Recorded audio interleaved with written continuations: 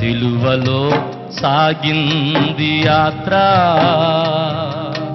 కరుణామయుని దయగల పాత్ర. ఇది ఎవరి కోసమో, ఈ జగతి కోసమే, ఈ జనుల కోసమే సిలువలో సాగింది యాత్ర, కరుణామయుని దయగల పాత్ర.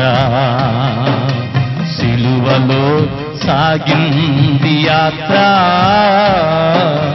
కరుణామయుని దయగల పాత్ర.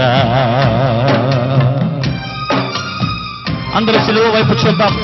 మన చేతులు చాపి ప్రభు వైపు తిరిగి ఒక్కసారి నీ కొరకు నా కొరకు పొందిన వేదనను గుర్తు చేసుకుందాం.